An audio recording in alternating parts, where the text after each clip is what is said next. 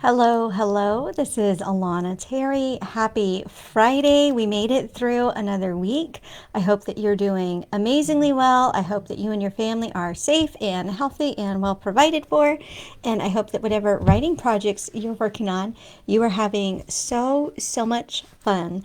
Today, I want to talk to you about the importance of play and how we can incorporate a sense of playfulness, I guess we can call it, into our writing, into our marketing, into our business, and how that can absolutely impact what we do. So, what I recommend you do, this is just a little like thought experiment. If you feel like it, it's something you can even like pull out your journal and write about this for a couple minutes. Think about when you were a kid with all the time in the world to do whatever you want. Maybe you had friends with you, maybe you didn't. What did you love to do to just pass the time? What was your most natural way to play?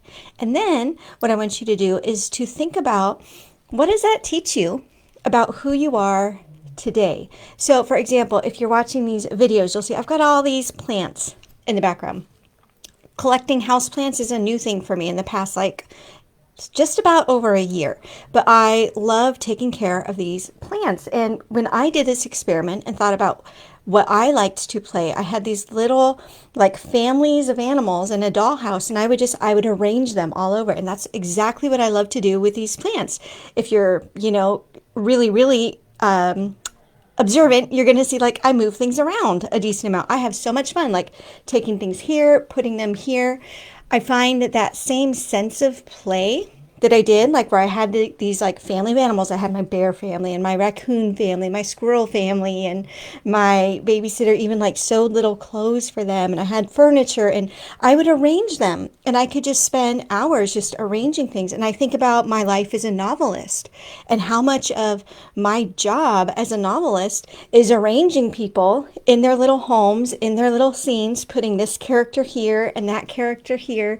And for me, like when I think about when I was playing, I wasn't telling the stories. That wasn't the fun of it for me. The fun of it truly was like arranging them where I wanted. So I want you to think about what you did as a kid in your most unbridled fun time. And then ask yourself, how does that play into who you are right now as an author, as a person? It can be really interesting and insightful. Kind of like the stereotypical story is a little kid who plays school every single day and then grows up to become a teacher, right? But there are more nuances than that. It's not that we all like played make believe that we were authors sitting at laptop computers when we were kids. But think about those things that you love to spend hours and hours doing as a kid. And then think about, hey, what does that teach you about who you are as an author? So maybe you loved animals and you were always collecting strays and playing with your pets and all of this.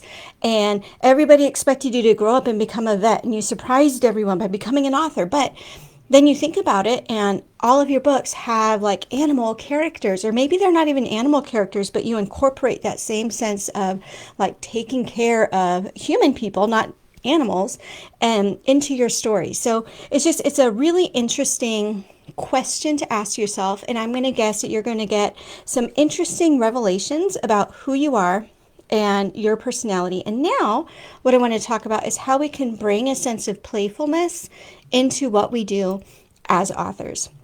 So, a sense of playfulness, first of all, is going to be amazing for our creativity.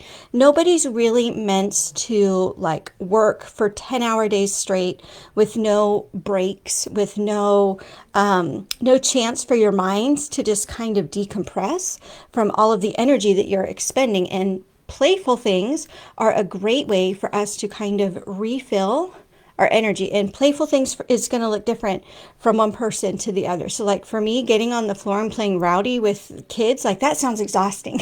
To me, that's not going to be the kind of play that's a nice break from work. But as a parent, I really enjoy going and playing racquetball with the kids, and that is playful. We like board games. So incorporating breaks into your workday is wonderful, and finding ways to incorporate a sense of playfulness can be even better. But I want to take it beyond just like the work versus non-work. And I want to talk about bringing a sense of playfulness into what you actually do. It's going to be the easiest for us to talk about this as authors doing the work of writing, but it's going to impact our marketing, our finances, and can have a very dramatic impact on just your quality of life. So, as an author writing a first draft, I hope that most of us can see that yes, there can be a playful sense to it. And if you've lost track of that playful sense, it's time to ask yourself what you can do to make it fun again. I'm not saying that every single second needs to be like 100% fun and it never feels like work. That's not realistic. But the sense of curiosity and wonder, and especially this question of what if, can absolutely come into our writing. What if my character did that instead of this? Or, what if I threw in this twist? Like, have you ever gotten to a scene and you're throwing in this twist and your readers are never going to see it coming? There's a sense of play there, and we should appreciate and enjoy and foster that sense of play while we work. Another thing I encourage you to do is think about how you can incorporate a sense of playfulness even into like your genre choices. I have a friend and I love the way she puts it. She has a sandbox project. So she's got her core writing that's kind of her bread and butter. And then she's got sandbox projects where maybe they're not going to be as marketable. Maybe they're not going to be as like right on to the genre tropes. Maybe they're not going to sell as well, but it's what is fun for her.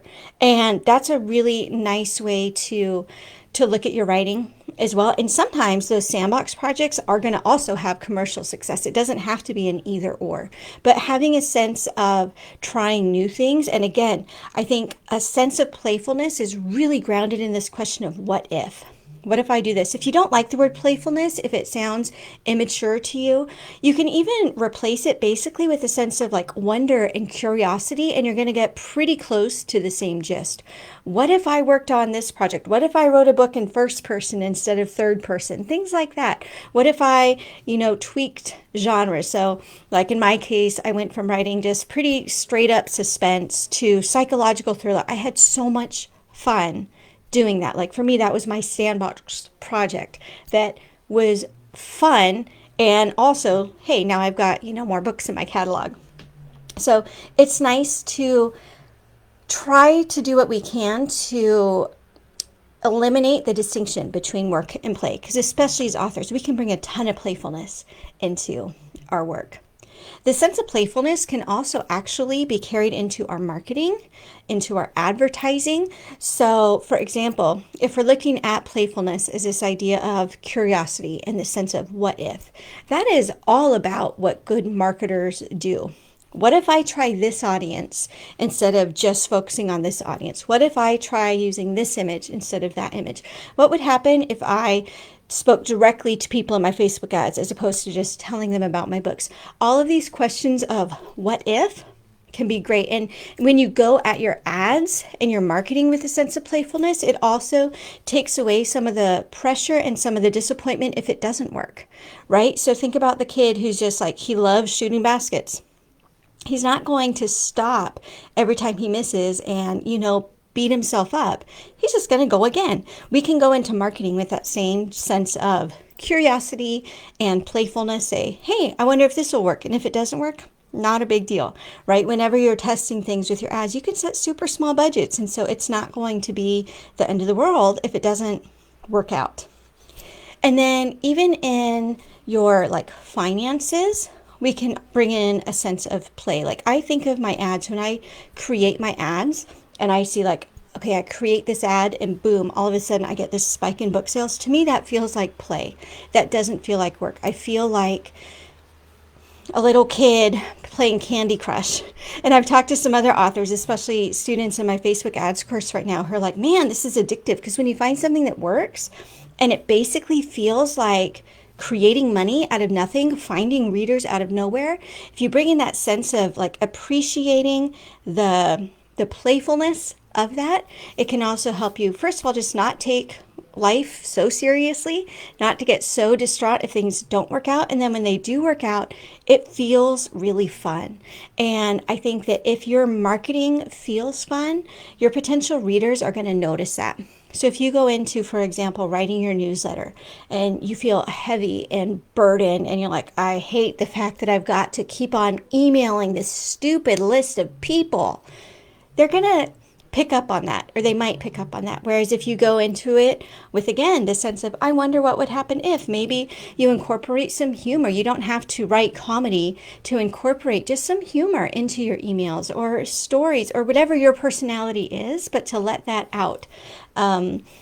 Your readers are going to pick up on your enthusiasm for your books. And that's going to help encourage them to enjoy hearing from you and then to also want to go pick up your books. So think about a book that you love, a novel you love. It's probably going to be better if you don't know the author. I don't think that's necessary though.